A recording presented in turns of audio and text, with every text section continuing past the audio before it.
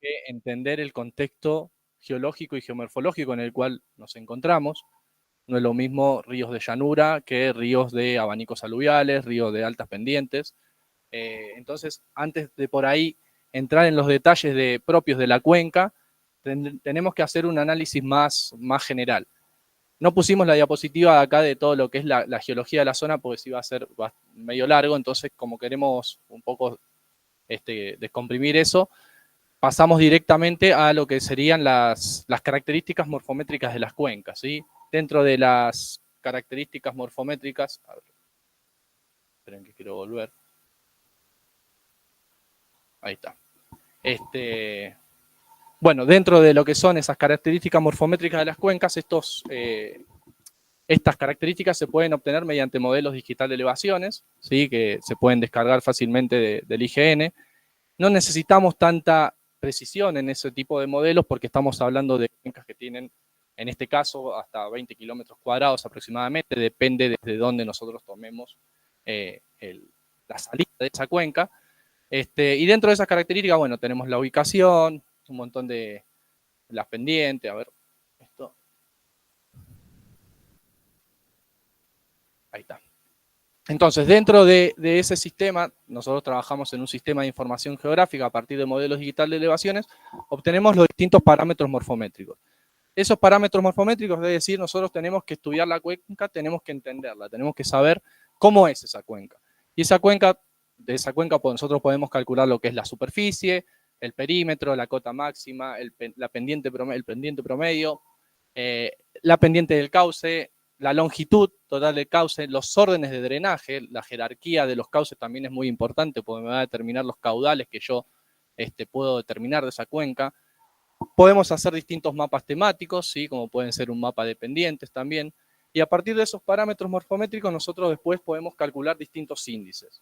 Que esos índices me van a indicar cuál va a ser el comportamiento que va a tener esa cuenca ante una precipitación dada. Es decir, tiempos de concentración de la cuenca, si la cuenca va a tener una característica a flujos torrenciales o si va a evacuar el agua en un tiempo más prolongado, sin generar esos aluviones, como suele suceder en esta zona pedemontana.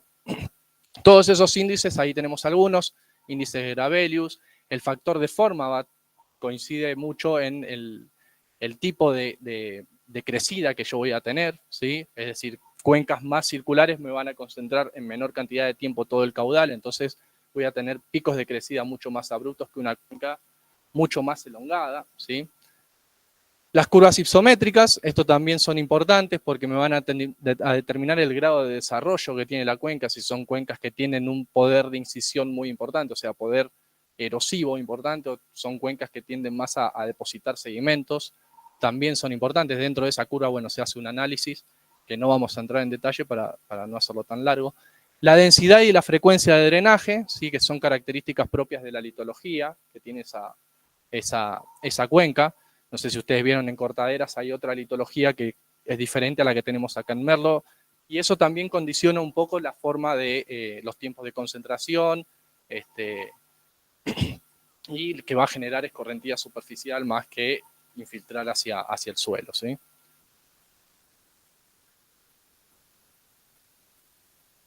Ahí estamos.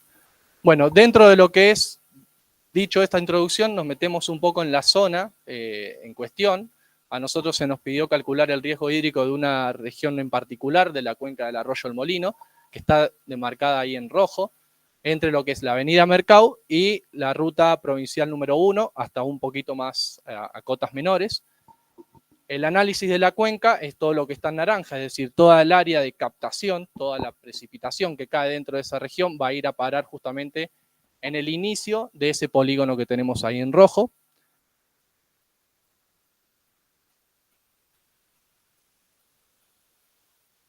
Dicho esto, nosotros lo que hicimos también dentro de este estudio fue una comparación temporal en donde visualizamos con 10 años de espaciado las imágenes satelitales y vemos cómo se están desarrollando nuevos loteos. Que básicamente esos loteos que se ven ahí,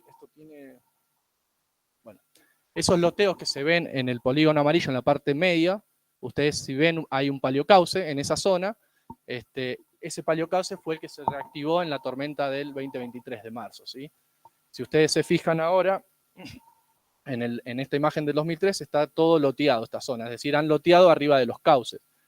A su vez hay otro cauce que no se activó, justamente porque viene de acá arriba, no se desbordó acá arriba el arroyo, que justamente ahora está también completamente obliterado, obstruido, ¿sí? Construido por encima. Y después, por otro lado, otros arroyos menores que se han reactivado, ¿sí? En esa precipitación, y que también ha habido inconvenientes en esta zona, en esa precipitación tan intensa del 2023. Lógicamente, para hacer un estudio de este tipo, tenemos que entender qué pasó anteriormente, y las imágenes satelitales son muy, muy importantes. Es decir, era sabido que se iba a inundar en esa zona en algún momento, ¿no?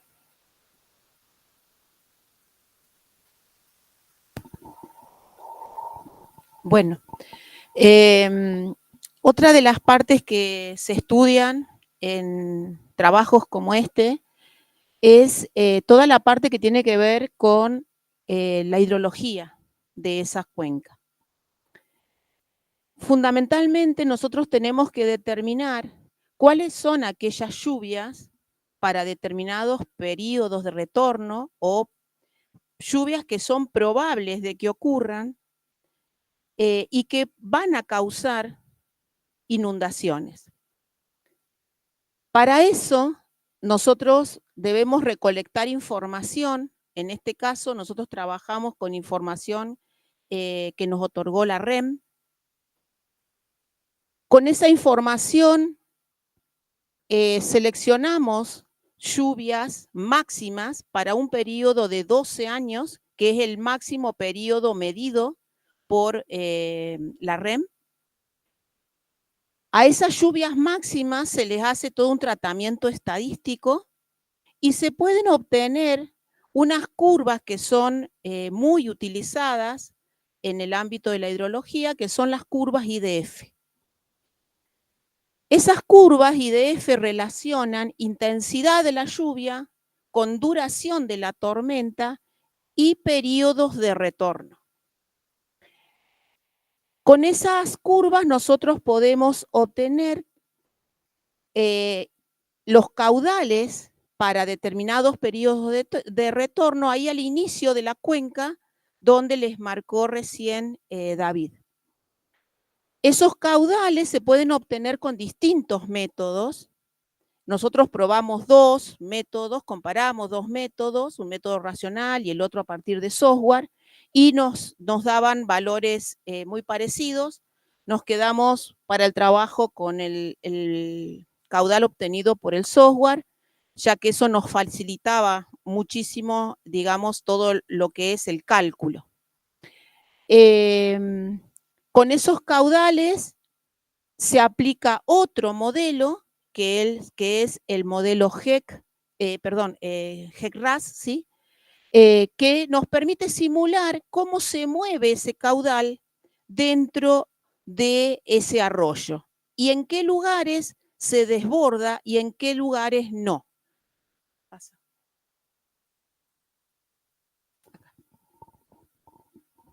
Bueno, una vez que nosotros hemos estudiado la cuenca, hemos hecho un análisis de las precipitaciones, hemos obtenido los caudales de ingreso, fíjense ahí donde está el 0,1, bueno, ahí pondríamos el caudal de ingreso. Se trabaja con el software que dijo Daniela, el HEC-RAS, en donde para trabajar con este software se necesita un nivel de detalle mucho mayor, se necesita un relevamiento topográfico bien detallado. Si ustedes se fijan, esas líneas que ven ahí son las curvas de nivel. Esas curvas de nivel tienen una equidistancia de, creo que acá no dice, pero de 50 centímetros. Tenemos que trabajar con ese grado de detalle porque ahí nos va a indicar, vamos a marcar límites de los cuales hay zonas que se nos van a inundar y zonas que no se nos van a inundar. Entonces, desde el punto de vista de los municipios, esas líneas son extremadamente importantes. Lo que se hace, lo que se realiza en este software es realizar una serie de perfiles transversales a los cauces, que están marcados en violeta y en verde. Se nos pidió simplemente el arroyo El Molino, pero bueno, justo ahí hay un brazo que sale de ese arroyo, que después se conecta más abajo y también lo tuvimos que analizar, no podríamos dejarlo de lado. y a partir de configurarlo, de ponerle índices de rugosidad del terreno, ponerle la pendiente del terreno, ponerle el hidrograma, ¿sí? El hidrograma de crecida, se modela las líneas máximas de crecida para los periodos de retorno que necesita el municipio. En el caso de todos los municipios se dejan llevar a cabo, lo realizan por lo que dice la resolución de San Luis Agua, que son periodos de retornos de 25, 50 y 100 años. Si ustedes se fijan en esos perfiles, ese es el perfil número 1, el primero, donde el arroyo no se desbordaba, el perfil número 42. Hay distintas líneas en azules. Bueno, esas líneas en azul lo que están marcando son los periodos de retorno. Lógicamente, a mayor periodo de retorno, o sea, 500 años, va a tener mayor caudal, la línea va a estar un poquito más arriba. Dicho eso,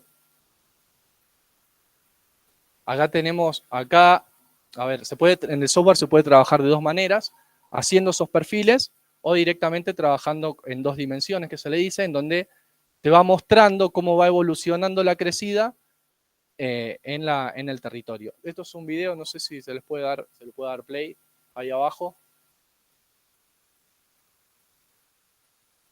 Debería salir. Si no, sacar la pantalla completa. A ver, ahí no sale.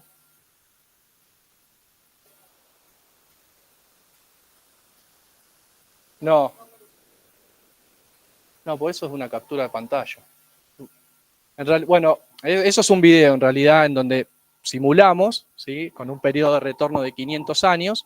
Bueno, no se alcanza a ver, pero acá tenemos 100, 25 y 500 años. Y son videos en donde te va mostrando. No, pues es una captura de pantalla. Yo había subido el video acá. Pero bueno, no importa. La idea era cómo te va mostrando, a medida que pasa el tiempo, toda la inundación. Y justamente, donde se generó los mayores inconvenientes fue en la reactivación de ese paleocauce que nosotros mostramos. Es decir, el arroyo se desbordó por este brazo, ¿sí? Obviamente este se volvió a reactivar y toda esta zona fue la que se inundó en esa tormenta del 22 de marzo del 2023. Algo muy importante a tener en cuenta, sobre todo cuando les pidamos la actividad, es que básicamente las calles funcionan como vía de preferenciales de escurrimiento, así que desde el punto de vista del ordenamiento es algo a tener en cuenta. Justamente este video nos muestra cómo el agua se va directamente por las calles, ¿sí? Bueno, no importa. Pero básicamente toda esta zona se inundó y a partir de estos videos, a partir de los perfiles, se puede modelar líneas, ¿sí? Que son obviamente polilíneas, que van marcando las líneas de crecida de 25, de 500, de 100 y de 500 años. Lógicamente la de 25 está mucho más cerca al cauce, la de 100 un poquito más alejada y la de 500 te inunda mucha más área. Bueno, qué lástima que no. Y bueno, ya para ir culminando,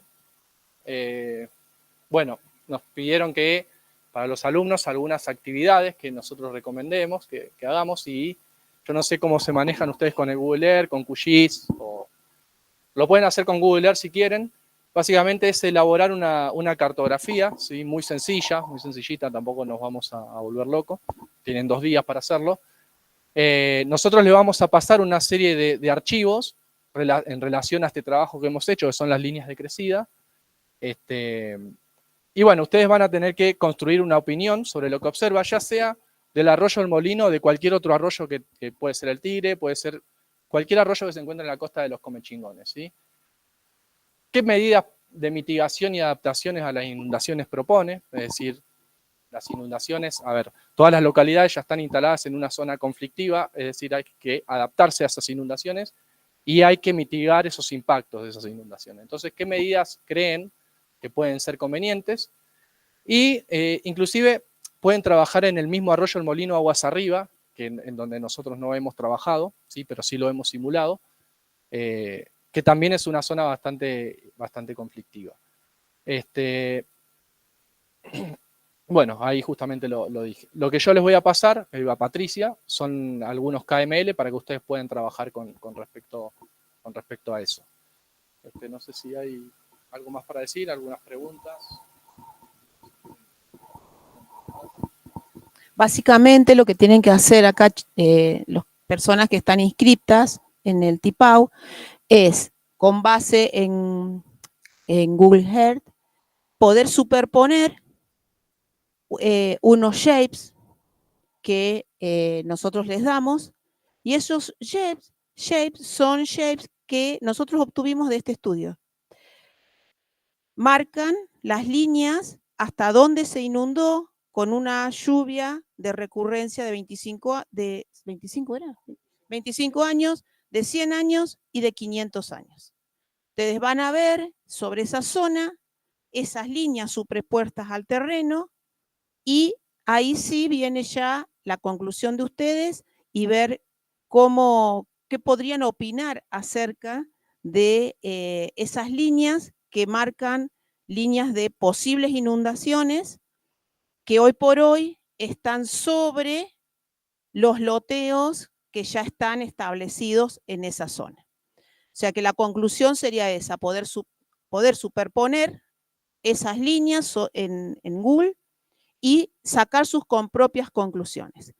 ¿Qué hubiese pasado en años anteriores cuando estaban los loteos y qué podría llegar a estar pasando ahora que sí ya están los loteos? Esta actividad ustedes las tienen que desarrollar y el día viernes a las 15 horas la tienen que exponer. ¿Preguntas?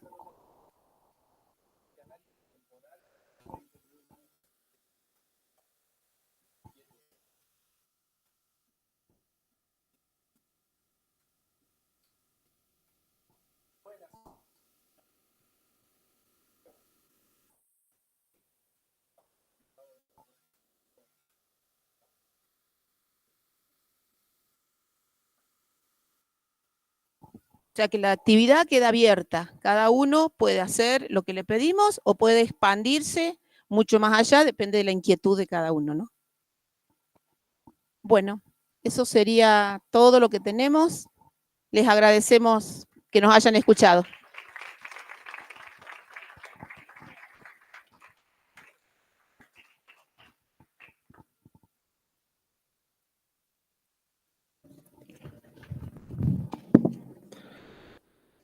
Bien, vamos a seguir con el cronograma que tenemos establecido. Vamos a pasar a lo que denominamos panel 2. No, panel 3. Vamos a invitar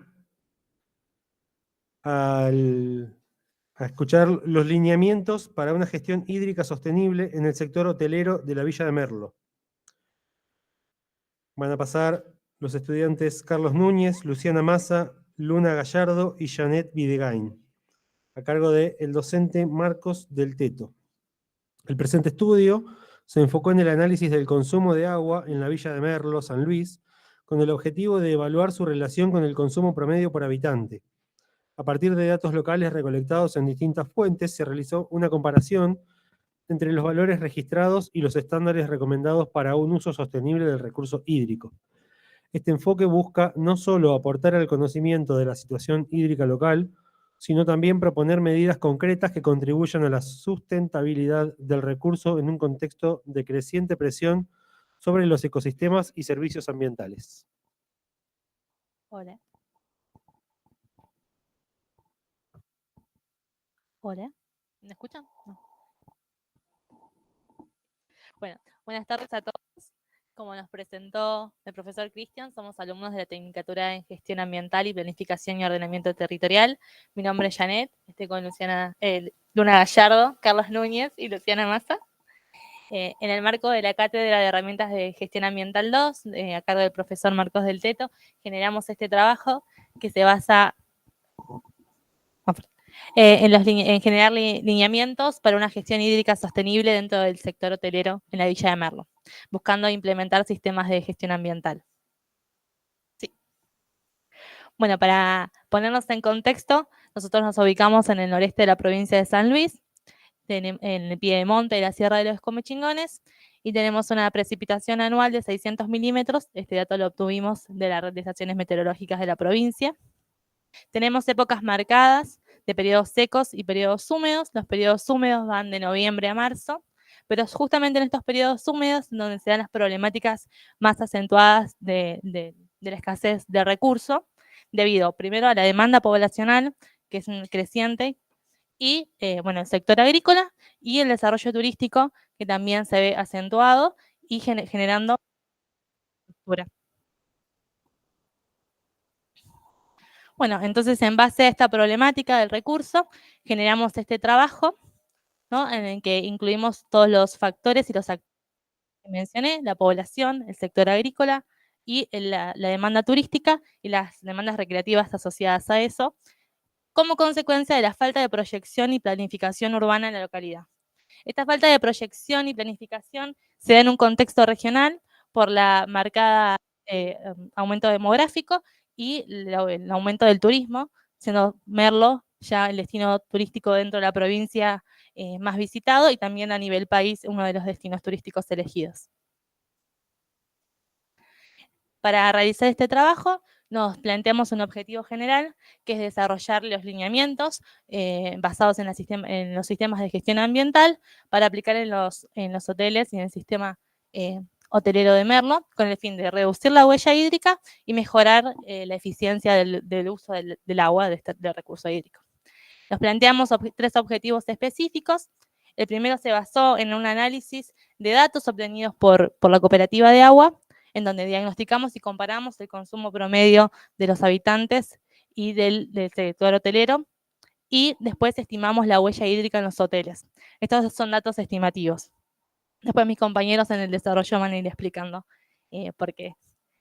Después, como tercer objetivo, la planteación de estos lineamientos en sí, para que los desarrollen el sector hotelero con puntos claves, como concientizar a la población de la situación hídrica, tanto a los residentes como a los miembros de las distintas organizaciones, mejorar la gestión del recurso hídrico y fomentar el desarrollo sostenible.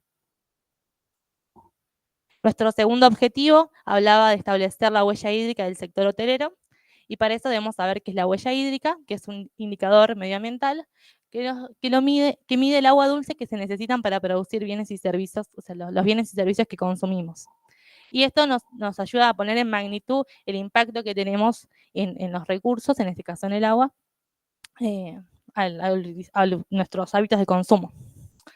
Entonces, al establecer qué es lo que queríamos armar en el trabajo, pensamos si era posible realmente implementar un sistema de gestión ambiental, y para eso debemos saber qué es un sistema de gestión ambiental, que es una herramienta que permite a las organizaciones mitigar el impacto negativo que generan sus accionarios y sus desarrollos, ¿no? Mediante serie de procesos estructurados y sistemáticos. Los sistemas de gestión ambiental pueden tener diferentes alcances, depende de dónde se quiera aplicar. En este caso lo aplicamos en el sector hotelero, específicamente en el recurso hídrico. Y con esto se busca generar una eficiencia en la gestión del mismo. Muchas gracias. Bueno, buenas tardes. Continuando con la exposición de Janet, nos tendríamos que preguntar ahora si huella hídrica es igual a consumo de agua. Y bueno, existe una diferencia, y consumo de agua tiene que ver con las actividades asociadas, digamos, a lo que es agua para beber, por ejemplo, para cocinar, riego, para higienizar. Mientras que la huella hídrica es un indicador integral, digamos, que implica todo el proceso, tanto directo como indirecto, que se utiliza para producir un bien o un servicio.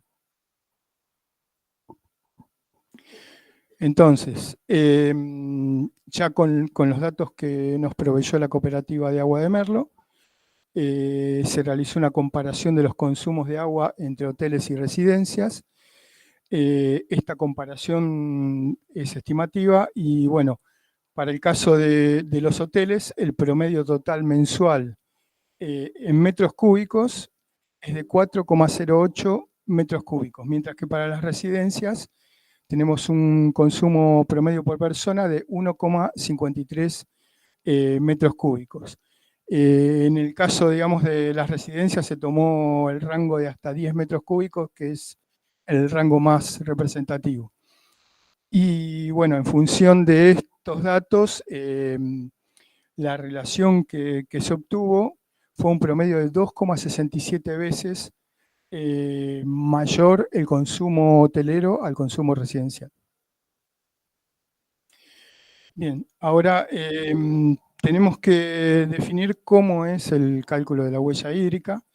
Y el cálculo de la huella hídrica se obtiene con la sumatoria de 3 tipos de huella hídrica, que es la huella hídrica azul, la huella hídrica verde y la huella hídrica gris. En cuanto a la huella hídrica azul, comprende, digamos, todo el agua dulce de las fuentes tanto superficiales como subterráneas, que, bueno, en el caso de este estudio lo asimilamos al abastecimiento de red. La huella hídrica verde es el volumen de agua de lluvia o de precipitación que es absorbido por los suelos y por las plantas y que luego es evapotranspirado. Y la huella hídrica gris, digamos, es el agua necesaria que se utiliza para eliminar o descontaminar, digamos, en realidad las cargas de contaminantes generados por las aguas residuales. Entonces, en función de lo que habíamos dicho recién, tenemos el siguiente cuadro con el análisis que se realizó en forma estimativa, donde, bueno, tenemos para la huella hídrica azul, en el caso de los hoteles, nos dio un valor de 0,222 metros cúbicos día por plaza o por pasajero, mientras que para la residencia, un 0,06 metro cúbico día por persona.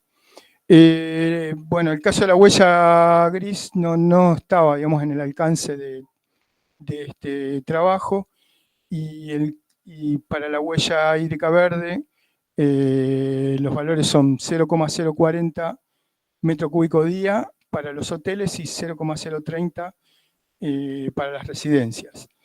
Nos da una huella hídrica total, en el caso de los hoteles, de 0,26 metros cúbicos día por pasajero, mientras que la residencia nos da un 0,092.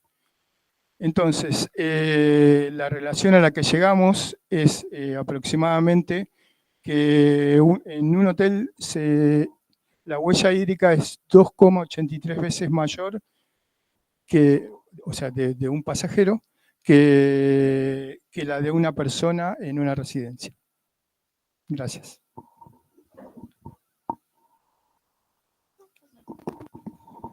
Bueno, como comentó mi compañero, pudimos encontrar una diferencia entre lo que es la huella hídrica residencial y la huella hídrica hotelera. También encontramos la diferencia entre el consumo.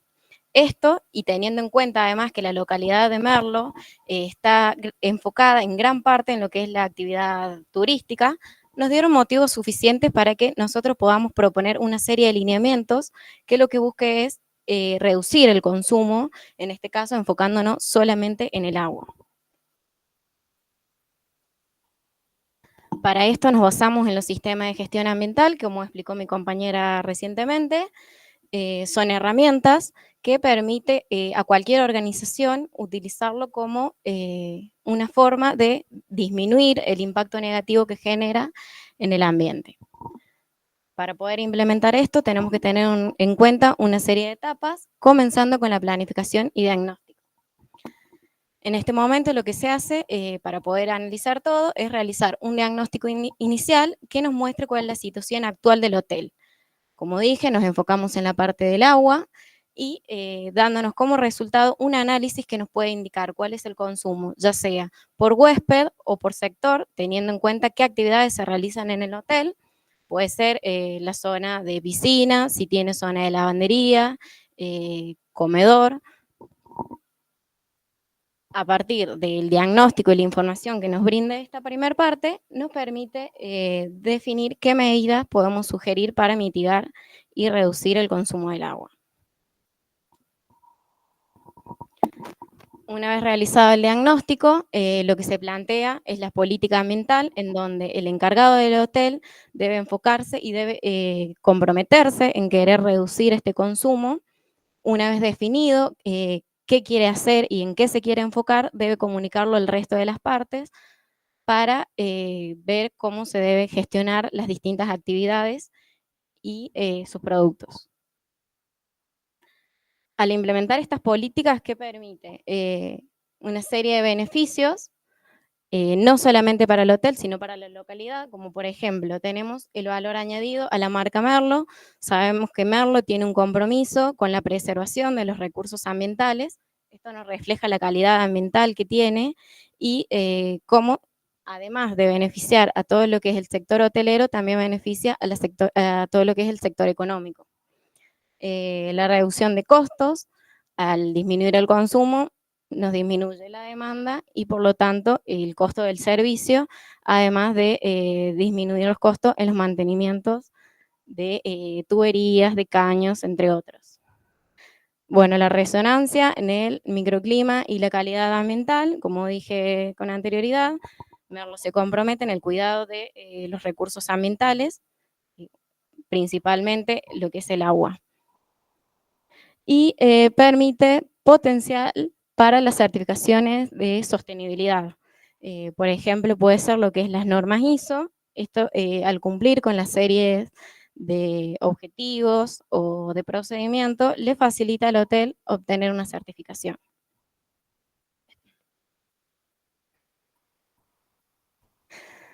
La siguiente parte de la etapa tiene que ver con los objetivos, metas e indicadores. Definido ya en qué situación se encuentra y cuál es la política, lo que debe hacer es definir los objetivos en metas claras, cuantificables y que se puedan realizar dentro de un periodo de tiempo. Pusimos como objetivo el disminuir el consumo hídrico en un 20% en un periodo de 2 años, y esto puede ser enfocado a lo que es todo el hotel o por sectores.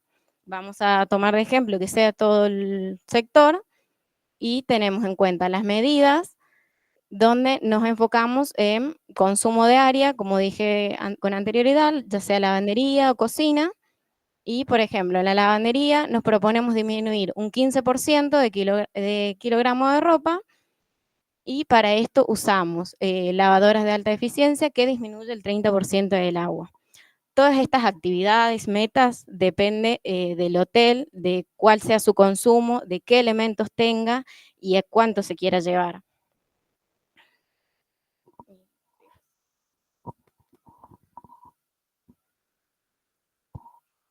Bueno, ¿se escucha? Va. Ya llegando a las últimas partes de los lineamientos, vamos a la implementación operativa que, que incluyen que cada organización, en este caso el hotel, adopte técnicas y mecanismos estratégicos en su operación interna. Por ejemplo, a través de infraestructura y tecnología, o de la gestión misma interna, o la participación del huésped, que también es muy importante. Algunos ejemplos de infraestructura y tecnología pueden ser invertir en mochilas de doble carga, que reduce mucho lo que es el consumo en los inodoros cada vez que un huésped va, o los sistemas de riego por goteo, o implementar en la captación de aguas de lluvia, entre otras cosas. En lo que es la gestión interna, es justamente utilizar estos sistemas de gestión ambiental para evaluar las actividades, los procesos que realizan y ir mejorando sobre eso. Y también, si ya el hotel y la gestión interna funciona en base a estas políticas, es muy importante que todo esto se lo comuniquen a cada huésped que ingresa, porque básicamente el huésped es el que va a consumir y el que no tiene conocimiento de todo esto. Entonces es importante que sepa tanto de la política como de las actividades que realiza el hotel para disminuir, como de la situación hídrica de Merlo. Y por último, monitoreo y evaluación y la revisión y mejora continua. Los sistemas de gestión ambiental funcionan según el ciclo de Deming, que es un ciclo de mejora continua, donde necesitan constantemente estar evaluando cómo va el progreso, y en caso de que el progreso esté funcionando, establecerse nuevos objetivos con metas e indicadores, y en caso de que su progreso no esté funcionando o esté negativo, plantearse una mejora hacia eso. Esto, no sé. En conclusión con este trabajo, repetimos muchas veces que es estimativo porque para tener un cálculo real de la huella hídrica deberíamos hacer un análisis particular con cada alojamiento. Y bueno, no lo comentamos, pero la cooperativa, tuvimos una entrevista con la cooperativa donde nos dio los registros de los hoteles y de las residencias, pero por una cuestión de privacidad no nos compartieron cuáles eran los datos de los hoteles, o sea que no teníamos información si estos hoteles tenían piletas, si tenían restaurante o qué servicios brindaban. Por eso es que también es una estimación porque no podemos decir exactamente cuáles son los servicios ofrecidos, ¿no? Pero, como dijo mi compañera, es importante y por esto es que se destaca la necesidad de adoptar un enfoque sostenible, porque sí se puede ver que un hotel, por obvias razones, consume muchísimo más que un huésped. Y además esto nos va a ayudar a, si los hoteles empiezan a aplicar lineamientos, utilizar esto de modelo para que toda la localidad empiece a aplicar un sistema integral de gestión hídrica y ayuda a Merlo a fortalecer su imagen como destino turístico comprometido con la sostenibilidad.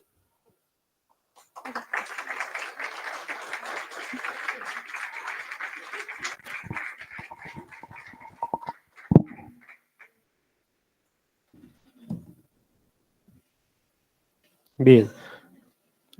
La siguiente exposición se denomina Visibilizando el paisaje desde una mirada pictórica. Mujeres pioneras en Merlo, San Luis. A cargo de la docente magíster Andrea Amaya y la estudiante Ana Laura Marchini. La presente investigación pretende recuperar y visibilizar las expresiones de artistas femeninas de la localidad con el fin de profundizar su hacer pictórico, en este caso de Palmira Scrosopi y de Mirta Ceballos, pioneras del arte visual en la localidad de Merlo, San Luis, Argentina.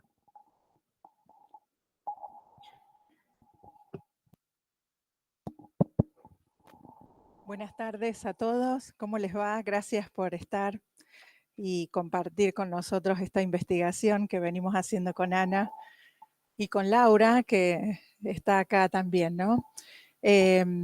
Visibilizando el paisaje desde una mirada pictórica es un estudio y valorización de la cultura. Esa es la línea de investigación que tomamos en 2023 y 2024.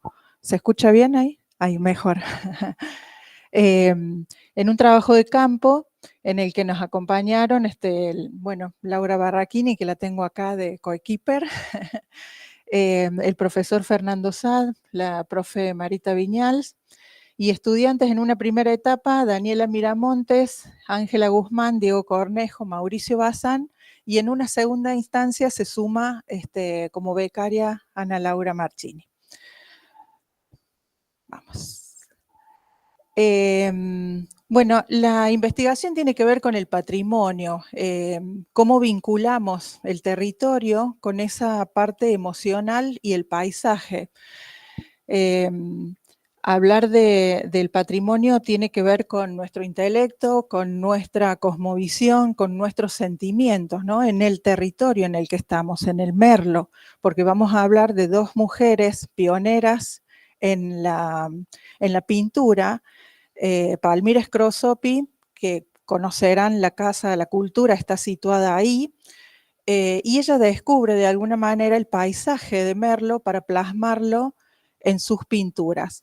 Le va a continuar su alumna, su hija de corazón, Mirta Ceballos, que va a ser la otra artista, que va a continuar la obra de Palmira de alguna manera, dando los pilares de lo que es el arte acá en Merlo y en la región.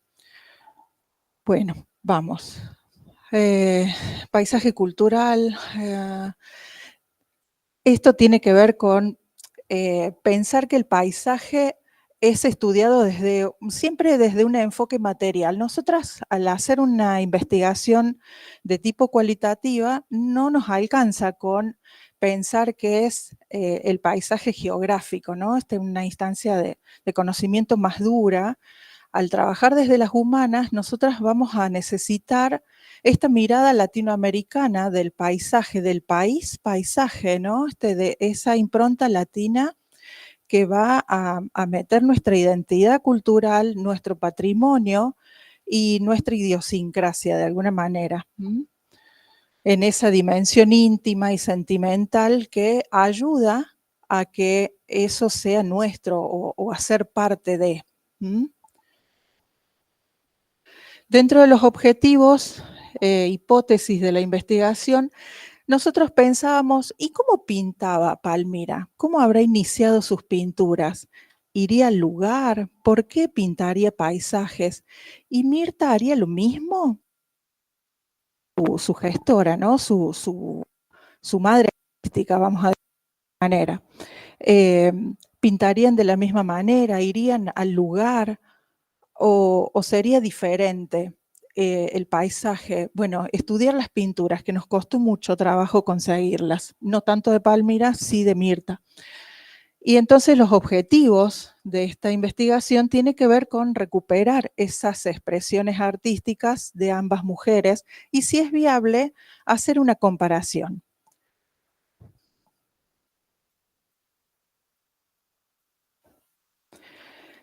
Bueno, hablamos ya de la metodología, es una metodología quali quanti. Vamos a trabajar con la parte humana de entrevistas, encuestas.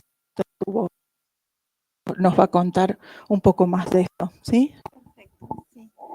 Bueno, yo participé más en esta parte de la investigación y bueno, para la pesquisa de datos hicimos entrevistas abiertas y entrevistas cerradas. Para las entrevistas abiertas tenemos la suerte de contar acá en la comunidad de Merlo con personas que han vivido cuando Merlo era muy, muy pequeño y que han sido testigos de todo el desarrollo avallazador que ha sufrido la villa de Merlo. Y para las preguntas cerradas es como que quisimos ver cuánto se conoce de estas dos protagonistas acá dentro de la villa y realizamos preguntas muy concretas, como ¿conoces a Palmira? ¿Conoces a Mirta? ¿Conoces su obra? Bueno, para ello tomamos una población de 189 personas de diferentes grupos etarios, de los cuales 76 pertenecían a los colegios, el Colegio Santiago Beso, donde fue docente Mirta y donde una sala lleva su nombre, y el Colegio Orsali, fue docente Palmira. Bueno, las dos, me está corrigiendo mi directora. Bueno, pasemos a la otra. Para saber de estos niños, por ejemplo, como docente no lo conocía nadie, se los conoce muy poco como artistas.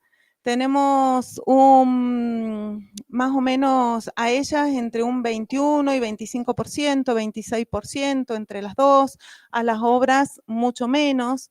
Pero después cuando pasamos a un grupo etario un poco mayor, entre 60, 69 años, 70, nos encontramos con que son gente del pueblo más que todo y ahí se hacen más conocidas estas artistas, ya sea por la misma comunidad o que han sido compañeras en la docencia o que han sido vecinos o porque tengo una tía, un abuelo, trabajé en la casa o participé en talleres. Entonces, bueno, es como que nos quedamos un poco más contentas. Asimismo, el grupo etario era muy pequeño porque tomamos una población de 14, pero ustedes pueden ver que el 79% lo conoce a Palmira y de esos el 58% a Mirta, y ya aparecen ambas como parte de la docencia. Después nos encontramos con un dato muy interesante entre la gente nacida aquí y la gente foránea, los que han venido. Aquellos que han venido es como que dice, bueno, llegamos a Merlo, ¿qué hay en Merlo para conocer? Y ahí nos encontramos con un montón de gente que conoce al museo. No así, o sea, todo el mundo sabe que las pinturas que están ahí adentro pertenecen a Palmira. Bueno, y con respecto a las entrevistas abiertas, los datos fueron muchos más lindos y más amigables. Se va a encargar Andrea de contarnos. ¿Querés darle? No. ¿Sigo yo? Bueno, dentro de lo que fueron las entrevistas, sí, fueron mucho más lindas, como dice Ana, porque te encontrás con la persona, ¿no? Y con las vivencias y con lo que recuerda de cada una de ellas. Acá en el caso de Carmen Beba Ortega, una persona que conoció a Palmira porque trabajó con ella. Fue como una especie de mucama, amiga mucama, ¿no? Y nos contaba que Palmira tenía su casa con un montón de modelos. En cada esquina era un modelo a pintar, a plantear desde lo artístico, y que no le tocaran nada. Ella se enojaba mucho cuando le cambiaban el paño, la arruga, o le cambiaban la taza con la jarra. Era muy difícil de entender una persona en los años 50 en los que vino a Merlo a pintar exclusivamente. Ella no necesitaba económicamente hacer nada. Entonces, fue la pionera en el arte, el descubrir a Merlo desde la belleza y plasmarla en las pinturas, que no se había visto antes en este lugar. En el caso de la historiadora Nora Costamaña, la profesora Nora Costamaña nos cuenta que conoció a Mirta en la escuela. Hablando de Palmira, va a dar lugar a Mirta a descubrir la necesidad en el lugar de formación artística. Había mucha gente, mucho potencial, va a decir Mirta, y entonces funda la primera escuela secundaria de arte. Esto podemos hacer una línea en cuanto a Palmira, la forma a Mirta y Mirta continúa el legado. Y acá estamos nosotros, con la carrera en artes visuales, continuando con esa visión. Bueno, las obras más trascendentales, va a decir Nora, fue la Escuela de Artes y el Encuentro de Pintores Paisajistas, que de hecho estamos en el medio participando mañana con nuestros estudiantes ahí. Y la comparación de los estilos de pintura, que también pudimos hacer. Cómo pintaba Palmira, dónde, con qué características y cómo lo hacía Mirta, su alumna. ¿Y cómo estamos con tiempo? Ahí. Las conclusiones, vamos una a una. Palmira, bueno, justamente decíamos, Palmira va a descubrir a Merlo porque no tiene necesidad de labrar el paisaje, no necesita que la cosecha le dé, que la tierra funcione, no le importa eso. Ella viene a plasmar lo bello. Kessler va a interpretar a Palmira, desde el aporte teórico, como una turista. Realmente no le interesa renegar con el estilo de vida acá. Ella viene a plasmar lo bello. Entonces lo va a sufrir de alguna manera por el frío, por la inclemencia, la falta de luz, bueno, en los años 50, ¿no? Pero lo va a vivir y va a buscar los mejores lugares en el rincón para pintar. En cambio, Mirta, que nace acá, la va a atravesar el paisaje con toda la impronta de la familia, de lo económico. Mirta no es paisajista, entonces nos costó mucho encontrar obras que tengan que ver. Bueno, Anita les decía lo de los NIC y los BIC, esto de nacidos y criados y los venidos. Ahí tenemos una combinación interesantísima que normalmente se plantea como polar, ¿no? Blanco-negro, bueno-malo. En este caso, sí, las dos miraron el paisaje o el estilo de pintura de una manera diferente y no podrían haber sido una sin la otra. Así que fíjense qué interesante, culturalmente hablando, ¿no? Una más. Ahí. Una vez hemos aprendido a apreciar nuestro territorio, a ver el espacio que nos rodea con talante contemplativo, estamos preparados para percibir ese paisaje, así como lo hizo Palmira, así como lo hizo Mirta, juntas. Muchas gracias. Hasta acá.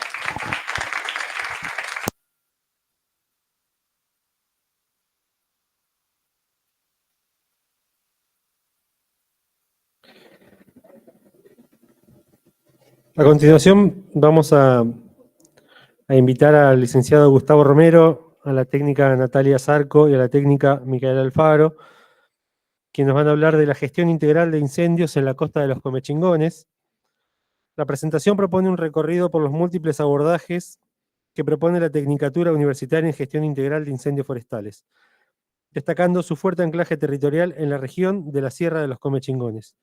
Se invita a reflexionar sobre la relación entre naturaleza y artificialidad en contextos de riesgo creciente, promoviendo nuevas formas de habitar en armonía con el entorno.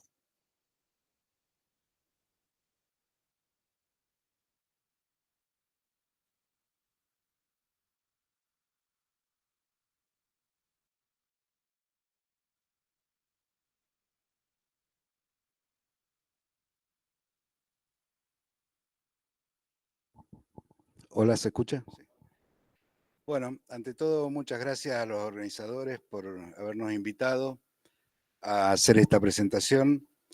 La idea primero es dar un pequeño pantallazo de lo que es la carrera nuestra, fundamentalmente para aquellas personas que están en formato virtual. En esta universidad se dicta la Tecnicatura en Gestión Integral de Incendios Forestales, que es una tecnicatura que desde hace alrededor de 4 años se hace en formato virtual. Esto nos permitió que tengamos gran cantidad de estudiantes todos los años. En este momento estamos arriba de 100 estudiantes en la tecnicatura. Quiero aclarar que también implica una parte presencial que es una semana por cada año. O sea, en primer año vienen una semana que se instalan acá, de tal manera que puedan desarrollar todas las prácticas que no les podemos mostrar en el formato virtual, tanto primer año como segundo año. En ese sentido, también con las personas que están viviendo en Merlo y la zona, hemos conformado un equipo de gestión de fuego. Les presento Natalia Zarco, técnica recibida en esta universidad, y Micaela Alfaro, también técnica recibida en gestión integral de incendios forestales.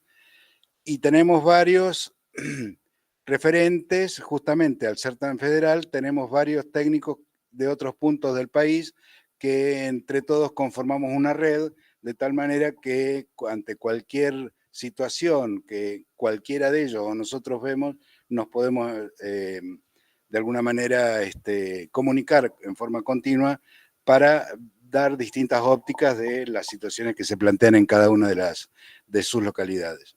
Y en este sentido también, imagínense, todos los trabajos prácticos que nosotros le damos a los distintos estudiantes están aplicados a su zona, no necesariamente a Merlo o a la región. Bueno, este era el pequeño pantallazo que les quería hacer. Ahora las dejo a las técnicas para que muestren algunas de los desarrollos que hemos hecho durante estos años, algunos ya terminados y otros que están todavía en proceso. Bueno, hola, ¿cómo están? ¿Se escucha bien? Voy a ver si puedo manejar las dos cosas a la vez. Bueno, en primer lugar, como mencionó Gustavo, la idea es contarles un poco de las experiencias que están relacionadas, ¿no?, con la temática del TIPAU, pero también la fuerte presencia de la carrera para el territorio, sí, y la propuesta que venimos dando desde el equipo de la carrera, ¿sí? Desde un enfoque integral del fuego, que es la base y la premisa, y entendiendo el concepto integral, no solamente desde las disciplinas que trabajan en la carrera específicamente, sino para puertas afuera de la universidad, con la comunidad y, como bien mencionó Gustavo, no solamente acá en la Villa de Merlo y en la costa de Comichingones, sino que tenemos estudiantes hasta en Tierra del Fuego que están aplicando los conocimientos en el territorio, ¿no? Entonces aparte de integral, atraviesa todo el territorio nacional. Entonces, ese fuerte anclaje territorial y también una idea muy fuerte que venimos trabajando y que lo deben haber visto acá en Villa de Merlo, que es partir del conocimiento científico, ¿sí?, sobre la ecología del fuego y la relación que tiene el ecosistema con el fuego. Desde esa base científica es que salimos a hacer prevención de incendios, con una mirada ya no pensando en fuego cero, no en que el fuego lo podemos extinguir, sino pensando el fuego como parte del ecosistema, como modelador del paisaje, ¿sí? Y que, como decimos en la campaña, que ahora vamos a hablar en un ratito, que el fuego va a volver y prepararnos para eso. Y además de eso, vincularnos con actores locales, ¿sí? Esta idea de puertas para afuera. La idea es trabajar con la comunidad. Vamos a ir a ver un poco.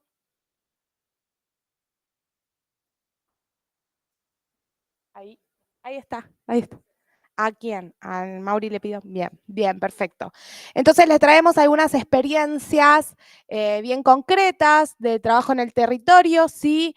La primera de ellas tiene que ver con lo que hacemos en trabajo comunitario, como se puede observar en estrategias situadas para la prevención y la mitigación de incendios forestales y interfase, la capacitación y talleres, ¿sí? Con espacios que por ahí siempre los orientamos a las primaria, a la secundaria, a los más pequeños. Bueno, nosotros desafiamos ahí un poquito más y salimos a trabajar con todos los rangos etarios y las prácticas profesionales de campo que hacemos, como dijo Gustavo, en el mes de octubre con los estudiantes de la carrera. Una semana entera al año vienen estudiantes de primer año, que tenemos determinadas actividades, de segundo año, y ya en tercer año los estudiantes hacen un trabajo final integrador, donde incorporan todos los conocimientos vistos en la carrera y lo tienen que enfatizar en el territorio donde están viviendo. Salen al campo, hacen estudio de campo, y vienen a hacer la presentación de su trabajo final a la universidad, pero el trabajo es bien anclado en territorio. Vamos a... Ay, lo fui para el otro lado, perdón. Respecto a trabajo comunitario, bueno, ahí pueden observar instituciones con las que venimos trabajando desde hace varios años, no solo con vecinos, con bomberos, municipios, distintas organizaciones no gubernamentales, otras carreras, ¿no? Trabajamos con ordenamiento, trabajamos con otras carreras y otras disciplinas para potenciar y hacer sinergia. Bueno, con la provincia, con el Servicio Nacional de Manejo de Fuego, con el INTA, con distintas instituciones y privados también. Y ahí pusimos una frase que me parece re importante y que tiene que ver con este enfoque que le damos de la carrera, que es hacer sinergia entre instituciones, permite articular esfuerzos y conocimientos diversos para desarrollar estrategias efectivas de prevención y respuesta ante incendios de interfase, fortaleciendo así la resiliencia de nuestras comunidades. Sí.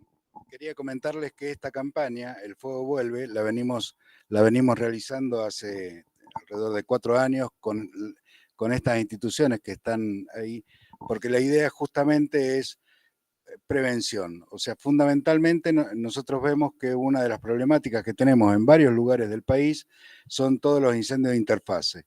Incendio de interfase, para el que no conoce, es aquel incendio forestal, en principio forestal, que golpea una mancha urbana. Digo en principio porque también podría salir de adentro de la mancha urbana. Pero lo que nosotros buscamos es que la gente que tiene viviendas en los lugares externos a la población, estén en conocimiento de cuál es el riesgo que tienen y a través de la campaña puedan prevenirse para que si eventualmente les afecta un fuego, que no sufra ni su familia ni sus viviendas y elementos que tengan en territorio.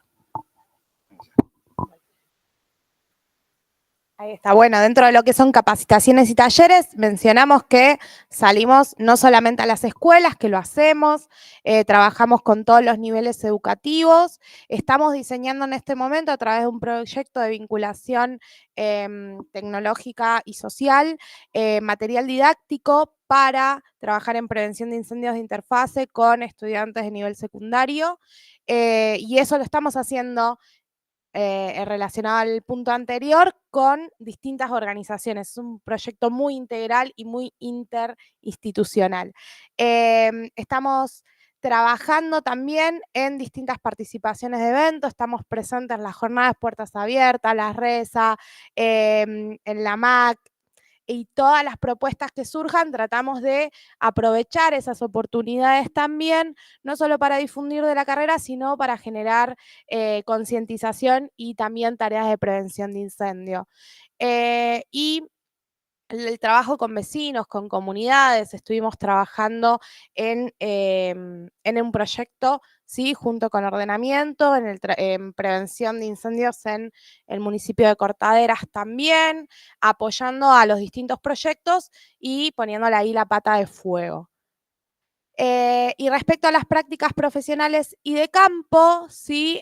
Hacemos distintas tareas de acuerdo obviamente al año que venga, si es primer año van a ser por ahí dinámicas más de análisis de combustible en el territorio, salidas de campo, y ya con los alumnos más avanzados evaluamos comunidades, hacemos evaluación de riesgo de viviendas, ¿sí? Y también de infraestructura. Bueno, continuando un poco con lo que nos conversaba acá Gustavo y Nati, siempre apuntamos hacia la prevención, y esto va de la mano del Objetivo de Desarrollo Sostenible número 15, que nos propone el desarrollo de ciudades y comunidades sostenibles. Entonces, en ese marco, y también en el marco del ODS número 13, que nos plantea el cuidado de la vida en la tierra, es que apuntamos fuertemente a la prevención, ¿sí? Y cuando hablo de prevención no me refiero solamente de las viviendas, sino también de nuestros bosques, ¿sí? Que los tenemos que cuidar porque son el pulmón nuestro. Y bueno, acá en esta relación entre naturaleza y artificialidad, reflexionamos cómo habitar en armonía con el entorno. Si bien hay mucha gente que le gusta venirse a vivir acá, y con este concepto tan nombrado que es migración de amenidad, tenemos que venir a vivir, sí, pero respetando nuestro entorno y conociendo los riesgos a los que estamos enfrentados. Y bueno, nosotros como técnicos lo que podemos hacer es sugerir cómo pueden ser las construcciones en la ciudad y hacerles conocer el riesgo de incendio de interfaz al que estamos expuestos. Consideramos el riesgo creciente y nuevas formas de convivencia. Cada vez nuestra ciudad está creciendo, no solo esta, sino todas las ciudades están creciendo de una manera no planificada, ¿sí? Y también de la mano de los objetivos vemos que las ciudades que son más dispersas presentan mayor cantidad de riesgos que aquellas que son más compactas, ¿sí? Y después, bueno, nos estamos actualizando permanentemente para aplicar nuevas tecnologías. Hace muy poco hubo un curso de posgrado en nuestra institución, el cual pudimos hacer con Nati, y capacitarnos en el uso de esta herramienta para aplicar y evaluar diferentes índices que nos puedan ayudar en la gestión integral de incendios de interfaz y forestales también. Bueno, Nati ya comentó un poco sobre el anclaje local que tenemos nosotros acá con Merlo, la costa de los Comechingones y el valle. También hemos trabajado, bueno, actualmente estamos brindando un curso de Cufiel a bomberos de Quines, algunos de Luján, Villa Dolores y un poco de Cortaderas y Merlo, y creo que hay unos de Concarán. que se están capacitando justamente para aplicar esta herramienta en sus comunidades y de esa manera poder trabajar de una manera más eficiente. Y después hacemos hincapié también en la importancia del territorio porque cada territorio tiene su propia realidad. Quizás a nosotros en este momento nos estén afectando incendios de interfaz, pero quizás haya otras localidades que puedan, ya teniendo este marco teórico, aplicar los conocimientos en su lugar, siempre y cuando con un diagnóstico situado, ¿sí? No, en el caso de los incendios no se puede hacer un copy y pegue de lo mismo que se hace acá, ir a hacerlo en Santa Rosa, por ejemplo. Bueno, finalmente, proponemos reflexionar sobre dónde estamos parados y hacia dónde queremos ir y cómo hacer para poder contribuir a estos ODS que mencioné anteriormente, participar, justamente como dijo Nati, estamos en permanente relación con diferentes actores sociales, instituciones, y promover hábitos preventivos para poder fortalecernos como habitantes. Siguiente. Bueno.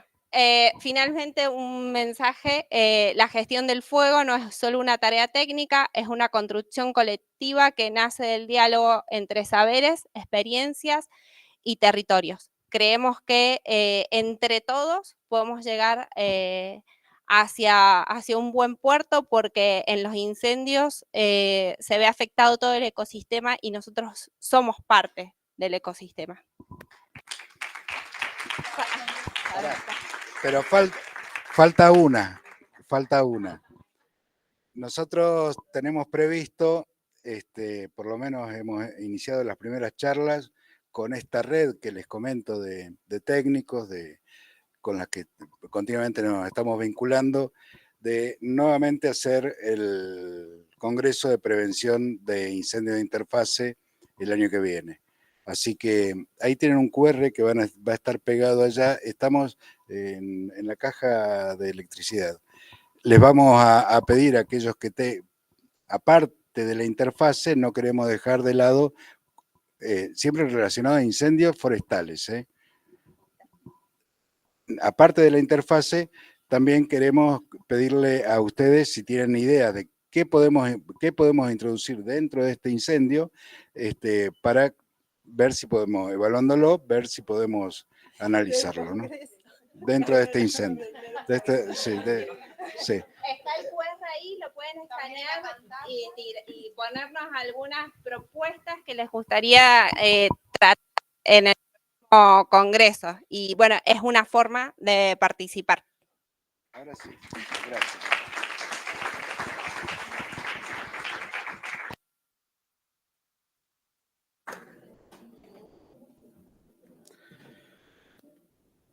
El dibujo es tradicionalmente considerado en nuestra cultura como disciplina estructurante, anclado a cierta función práctica en todo proceso de enseñanza-aprendizaje artístico, portador, desde esa tradición, de un conocimiento necesario para llevar a cabo cualquier procedimiento de representación. Invitamos a la magíster Andrea Maya y a la profesora Laura Barrachini, que nos van a hablar sobre arte y territorio.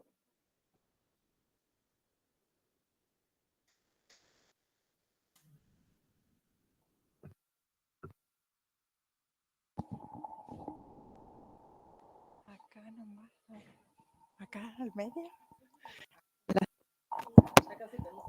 Hasta en la sopa hoy. Bueno, bueno. Ahí está. Cuarto, allá, bueno. No, ya saludé. Bueno, gracias por estar todavía, casi en el último. Nos está faltando Pablito todavía con el paisaje, ahí cerramos. Bueno, arte y territorio. ¿Qué será? Nosotras venimos planteando ya toda esta idea de patrimonio, ¿no? Pensar desde esta investigación que les presentamos antes con Anita Laura, pensar el arte en el territorio es situarnos en la riqueza de la biodiversidad que tenemos, de la biodiversidad, perdón, que tenemos. ¿Pasamos?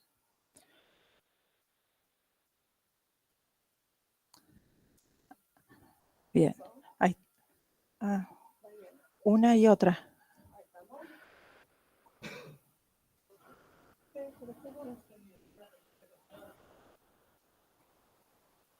Me parece que está apagado. Vos manejás eso, Laurita. Ahí está. Yo le pido a Fer allá o... Bueno, miren, paisaje, dibujo, esculturas. El trabajo se hizo, o lo venimos haciendo de alguna manera con la línea objetual, el alambre, eso tan invisible para poder plantear la tridimensionalidad, pero este año exclusivamente porque pudimos pedir un espacio más amplio desde nuestra carrera para poder participar en TIPAU, trabajamos con nuestras especies de árboles, de arbustos, de pastizales, de florcitas del campo, en función de la temática del TIPAU, ¿no? Y quedar representados de alguna manera para poder conocer cómo trabajamos con los estudiantes de arte en escultura, puntualmente. Dibujo.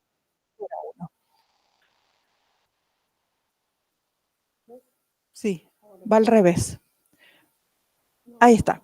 Y vamos con estudios de casos. ¿Empezás vos o sigo? Dale. Bueno, lo que hicimos, porque muchos de los estudiantes que se comparten en la cátedra son de dibujo y de escultura, en realidad en escultura es la primera vez que trabajamos desde esta línea, pero nos sirve un montón también el trabajar con teoría desde el dibujo. Lo que nos empezó a pasar fue que muchos de los estudiantes, este año cada vez tenemos estudiantes que no son del lugar, o sea, la gente al principio hablábamos de un piquillín y tenían idea de lo que sucedía, y lo primero que tuvimos que salir es ir a la biblioteca y ir al paisaje natural y ver de qué se trataba de lo que estábamos hablando, ¿no? Que era un algarrobo, y a su vez atravesado por las historias que también tiene el paisaje acá. Hay una cuestión de pertenencia en el mismo desarrollo local, ¿no? De la gente que viene de otros lados. Hoy un estudiante nos decía eso justamente, que yo vengo de Buenos Aires y no tengo ni idea lo que es un amor seco, ¿no? Bueno, y ahí empezamos a estudiar casos que si quieren los leemos con un primer parcial que se dio la consigna, que tenía que realizar una escultura en alambre inspirada en la naturaleza autóctona de San Luis. Entonces, lo primero que tuvimos que preguntarnos es ¿cuál es la naturaleza autóctona de San Luis? Autóctona o no tanto, porque hay algunos árboles que se han adaptado y son válidos también. Si al estudiante le interesaba o vinculaba con alguna historia, de las tres moras, ¿no? Hay una propuesta de parcial, y de hecho recuerdo y los invito, en la planta baja están expuestos los trabajos, son delicadísimos. Hay una vinculación con la planta de mora.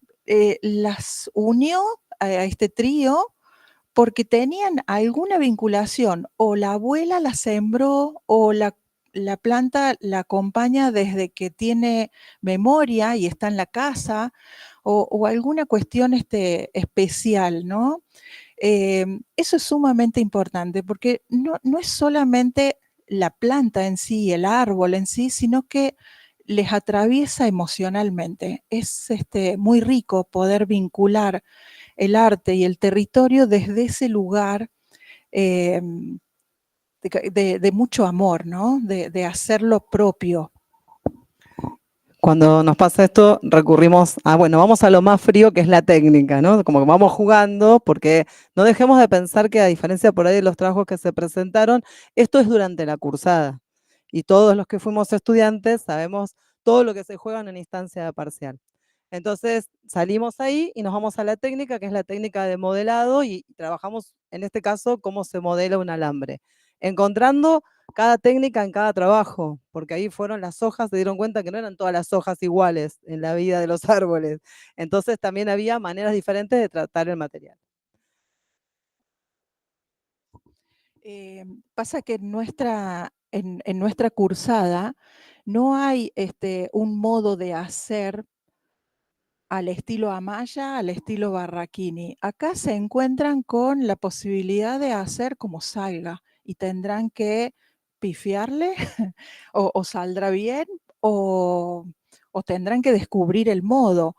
Esto también es importante porque en nuestra modalidad de taller, mirar cómo está haciendo el otro me da herramientas para probar o intentar nuevas maneras creativas, y entonces surge la diversidad que encuentran abajo en la muestra de o hicimos rulitos con las hojas o le hicimos en forma de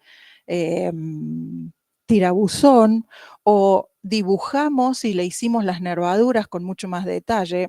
Vaya a saber, millones de formas pueden salir de esta manera y son muy valiosas todas. Bueno, esto es una de las esculturas, todas las pueden ver abajo, como dijo André, que tiene muchísimo más valor que lo que estamos viendo en la foto, porque la tridimensión es otra cosa. Lo pasamos ahí. Venimos acá ahora a otro de los trabajos que hizo, no sé si me parece que están por ahí sentados los autores de este trabajo, que también tenía otro proceso que fue pensar la base, porque empezaron a probar en ensayo y error, que una cosa en el proceso de uno de los autores que vemos que es Loomis, lo que es el bocetado, desde el bocetado a la tridimensión pasaron muchas cosas, entre ellas elegir la base, ¿no? Y hubo cambios, de hecho hubo gente hoy que rindió el recuperatorio porque tenía que cambiar la base porque no se les mantenía la obra en pie, ¿no? Estas cosas que suceden en la escultura. Miren en esta obra, ¿a quién se le hubiese ocurrido estudiar sobre el amor seco? Es un yuyito, pero fíjense qué interesante en las propuestas la interpretación del amor seco, ¿no? Vamos con otra. Bueno, ahí tenemos la de la peperina. ¿A quién se le podría haber ocurrido trabajar con la peperina? Algo tan linda, sí, tan especial, tan delicada. Ese vínculo con el mate que nos atraviesa como argentinos, ¿no? Sí, con una estudiante que en su escrito habla mucho de su abuela también, ¿no?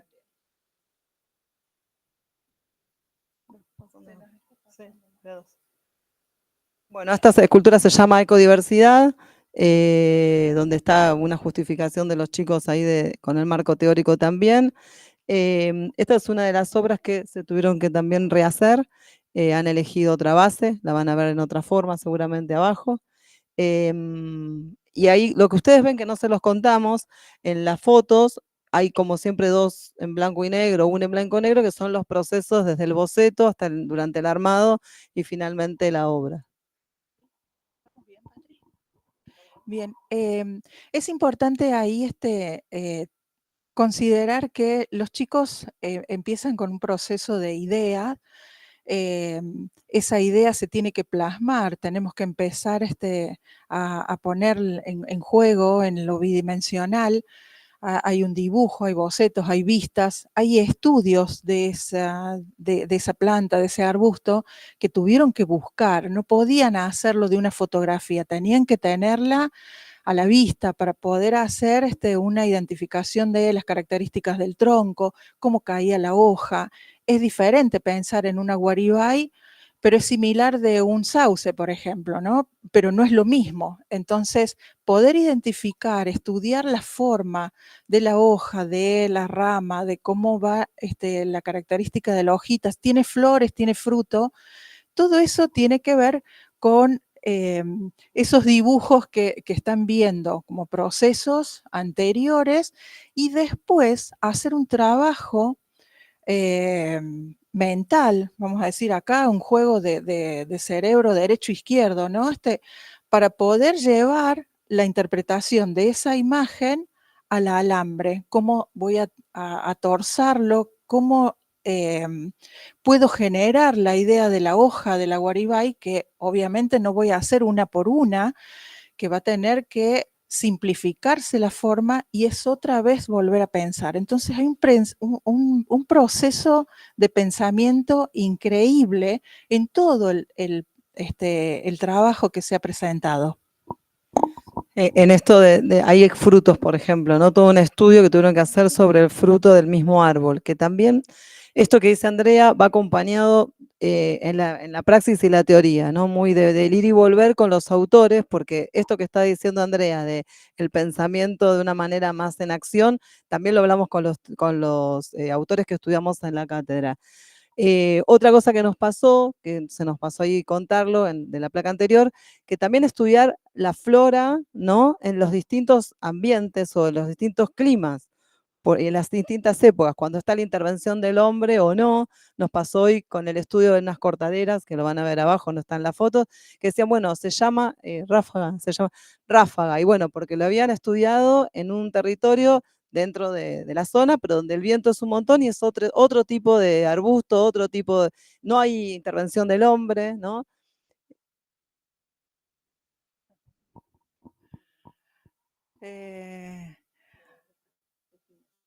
Bueno, fíjense ahí en el segundo párrafo. Fue un proceso lleno de errores, de corregir mucho, pero sobre todo de mucho aprendizaje. Y la satisfacción de creer que se pudo llegar al objetivo sin pensarlo. Porque el estudiante está en primer año, es un desafío, es el primer parcial en el año, en la cursada. Poder llegar a los resultados que llegaron para nosotros es una satisfacción inmensa, la verdad. Un aprendizaje, un desafío. La primera vez que tenemos que estudiar la flora nosotras también para ver de qué se trata hacerla en escultura. O sea, no nos da ningún tipo de pudor decir que aprendemos juntos de la mano, de esto se trata. Tenemos la del estudio de la flor, que esto es una belleza. No están sus autoras acá presentes, pero han hecho un estudio increíble de esa flor y así quedó en la escultura, la van a ver abajo. No se aprecia tanto en la foto. Y en relación al patrimonio. Sí, bueno, justamente el patrimonio puede ser moldeado, dicen las chicas, al igual que las plantas nativas, la vegetación, va de la mano. ¿Ven? En este aprendizaje que hacemos de teoría y práctica en el territorio, lo vamos incorporando de a poquito todos y todas. Ahí tenemos el de las moras que les comentaba antes. Y la imagen esta lo dice todo. Cómo trabajar en grupo, cómo aprender del otro, cómo sostenerse y cómo admirar el trabajo del otro en el proceso mismo del hacer. Como un espacio de profunda revisión crítica en esos presupuestos históricos culturales en los que surgen las emociones más profundas, similar a lo que le pasó a Palmira y a Mirta en el paisaje en este lugar. Gracias.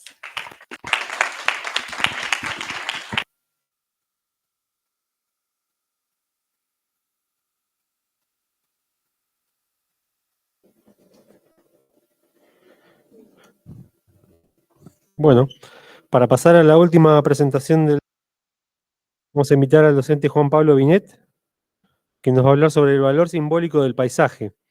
Conocer, aprender, imaginar, simbolizar y proteger. La propuesta se basa en el relato de una experiencia de investigación y producción realizada en el año 2022, realizada por la Cátedra de Dibujo y Pintura 2. El objetivo de la ponencia es reflexionar sobre la importancia de la reflexión en torno al paisaje y la necesidad de incorporar a las distintas funciones sustantivas de la universidad docencia, aprendizaje, investigación y extensión.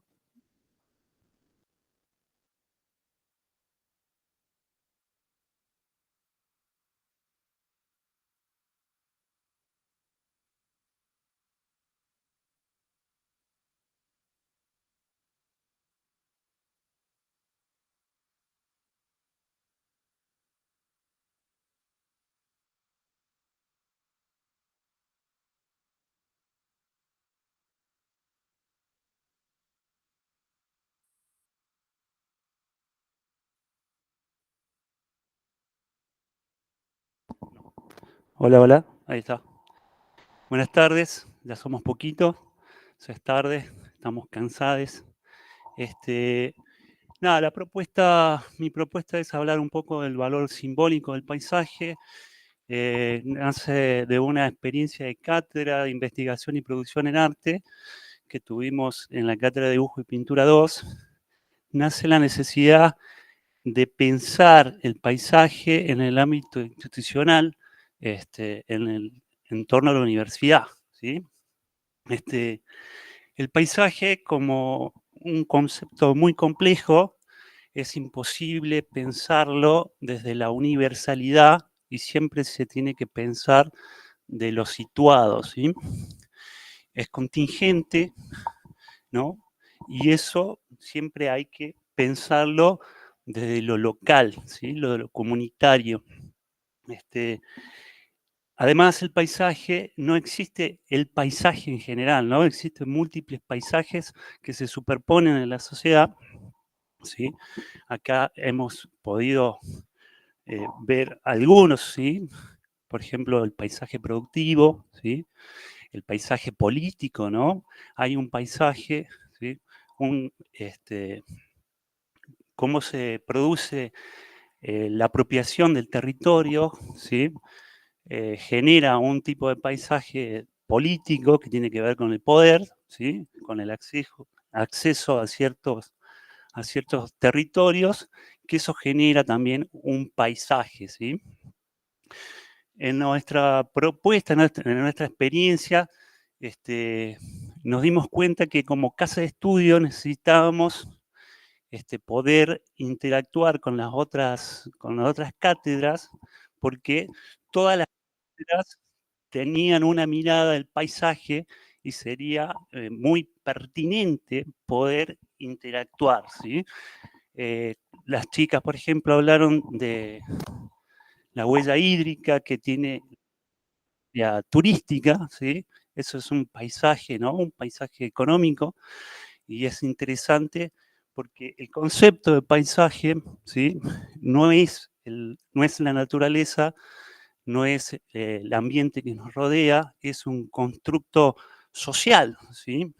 Como constructo social tiene una materialidad, tiene actores que lo desarrollan, ¿sí? Además, tienen una emotividad, ¿sí? Un valor, ¿sí? Y sobre todo también tiene una proyección en el tiempo, ¿sí? El paisaje es algo que siempre está en proyección, ¿sí? Por lo tanto, cuando se habla de paisaje, no se refiere al entorno natural o al territorio solamente, ¿sí? Piénsese, como dijo Andrea Maya, que el término paisaje nace en el siglo XVIII para determinar un tipo de pintura, ¿sí? Que era la pintura de país, ¿sí? Lo que representaba un país y que eso estaba pintado, ¿sí? El concepto de paisaje, no vamos a hacer una historiografía del término, porque aparte sería muy largo, pero es interesante porque parte de una representación de algo que tiene que ver con la representación de país y se convierte a su vez en lo físico, ¿sí? Hay una rareza en la evolución del concepto, ¿sí? Es como, para que ustedes se den una idea, si yo me refiero a alguna persona, qué lindo retrato que sos, ¿sí? Estoy hablando de la representación y de la persona física con el mismo término. Esto es lo que pasa con el paisaje, con el término paisaje, ¿sí? Es una cuestión de un constructo social que siempre hay que analizar situado, ¿sí? Y tiene siempre un valor, una emocionalidad y una proyección, ¿sí? Para ejemplificar esto, porque muchas personas que se les dice que el paisaje no es el medio que nos rodea, dicen, ¿y entonces qué es el paisaje, no? En la percepción humana está construida previamente, ¿no? Por fenómenos culturales, ¿sí? Si yo les digo Cordillera de los Andes, ¿sí? Esa noción de la cordillera tiene un valor cultural ya establecido, ¿sí? Que es imposible desembarazarse de ese valor, ¿sí? Para poder interpretar el paisaje, ¿no? Uno cuando está al frente de la cordillera de los Andes va a tener una emocionalidad que depende de un constructo histórico, ¿sí? Por ejemplo, la visión argentina está teñida por la gesta sanmartiniana de la cordillera de los Andes, ¿sí? No es lo mismo la cordillera de los Andes para un chileno que para un argentino, ¿sí? Y así con cada paisaje y así con cada territorio, ¿sí? La noción de paisaje se va construyendo con el tiempo en cada comunidad, ¿sí? Y este proceso, que es lento con el tiempo, tiende a recibirlo naturalizado, ¿no? Que es, el paisaje es una construcción, ¿sí? Y como tal construcción se aprende, ¿sí? Entonces es necesario poder estudiarlo y enseñar el paisaje, ¿no? En nuestra materia, cuando hicimos esta experiencia, que lo van a poder descargar el material en el QR,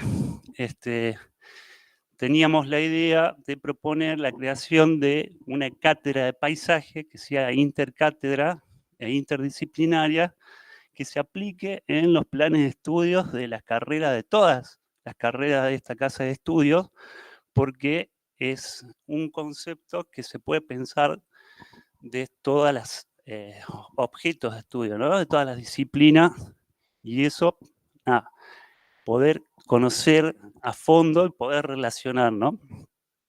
Nuestra materia es una parte artística, ¿no? Y pensamos en ese momento el valor del arte como valor simbólico, ¿sí? El mundo fenoménico, el mundo físico, para el ser humano importa más el valor simbólico de las cosas, ¿sí? No importa tanto lo físico, sino que tiene un sentido, tiene un valor, y tiene una proyección, ¿no? Por ejemplo, decimos universidad y no pensamos en el espacio físico, sino que pensamos en la trascendencia del conocimiento, la trascendencia de la persona, un valor de dignidad humana, ¿sí? Eso es el valor simbólico. El arte trabaja el valor simbólico, no solo lo trabaja, sino que también lo fija, ¿no? Piénsese, por ejemplo, la identidad cultural nacional con las pinturas de los héroes, ¿sí? Y el relato heroico de la gesta de Revolución de Mayo, por ejemplo, o cómo se utilizan los símbolos patrios para garantizar una emotividad, ¿sí? Una representación, un valor simbólico, ¿no? Todas las comunidades establecen un valor simbólico de las cosas, ¿sí? Y este valor simbólico es posible de sacralizarlo o de desacralizarlo, ¿sí? Nosotros hicimos 2 visitas de campo, no tengo el PowerPoint, no sé para qué miro para aquel lado, y por ejemplo, este trabajo, esta experiencia la hicimos con docentes de la FTU, ¿sí? Un docente era especialista biólogo en especies nativas, Alejandro Suyama, y la otra persona era Melina Costa, que era paisajista. Fuimos a 2 senderos de la sierra, ¿sí? Un elemento que es ya simbólicamente un fetiche, ¿sí? Porque es muy importante en la comunidad. Acá recién estamos hablando del valor que tiene la montaña como un elemento sagrado, ¿sí? Sucede que los fetiches también se suelen fetichizar, ¿sí? Se utiliza un fetiche aparentemente por su valor sagrado y es banalizado en la cultura, y por lo tanto no se valora, ¿no? Es una aparente valoración, pero eso no sucede, ¿no? Entonces, la propuesta también, cuando pensábamos el paisaje, qué tipo de paisaje teníamos que buscar el valor simbólico que tiene el paisaje. Y nada, una cuestión muy ilustrativa, íbamos caminando por el sendero y la experiencia sensorial de los que desconocemos del monte era ver la fronda del paisaje, toda una masa indeterminada, ¿no? Cuando el docente Alejandro Suyama empezó a identificar las especies autóctonas, por ejemplo, el molle de beber, esa especie empezó a señalarse a sí misma, ¿no? Por decirlo de alguna manera, ya no era la fronda amorfa, sino que se permitía observar de otra manera el paisaje, ¿no? Esto que parece sonso, de saber nombrar y saber de qué componentes componen nuestro territorio, nuestros paisajes, también nos permite poder construir un paisaje, ¿sí? Entonces, también la necesidad de aprender la materialidad de nuestros paisajes, ¿no? Porque eso nos permite también simbolizar, ¿no? Hablábamos del molle de beber, que es un semidios dentro de la cultura de paisaje de montaña, ¿no? Uno de los árboles más importantes que tiene a nivel simbólico nuestros paisajes. Entonces, nada, la importancia de poder generar como institución una mirada en la producción de arte que vaya dirigida a aumentar el valor simbólico del paisaje, ¿sí? A fin de conservarlo, ¿no? Porque el valor simbólico lo que determina, digamos, son el valor real que es para la sociedad, ¿no? Eso va quedando. No sé cómo voy con el tiempo, pero ya vamos redondeando. Nada. No sé si esto está sonando. Pueden leer esa experiencia que tuvimos, pero nada, invitarlos a seguir pensando en el paisaje.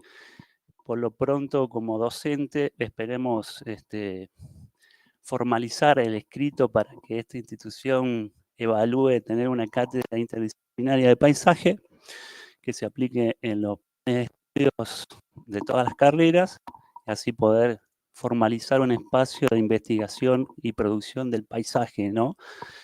Creo que la comunidad lo está necesitando, ¿no? La comunidad universitaria estoy hablando, ¿no? Lo estoy pensando como docente y mi deseo de que eso se materialice. Bueno, eso es todo. Muchísimas gracias.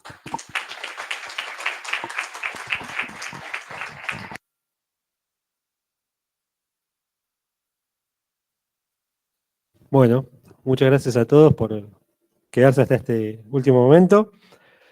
Vamos a recordar que mañana no tenemos actividad presencial o sincrónica acá en Tipau. Vamos a estar realizando la jornada que denominamos Tipau en el territorio, con la experiencia El Territorio en tus manos, que lo pueden seguir en Instagram, El Territorio en tus manos. El viernes los esperamos a las 15 para la conferencia de Ernesto de Paolis. Y después vamos a tener los resultados de las propuestas. Nos vemos. Muchas gracias.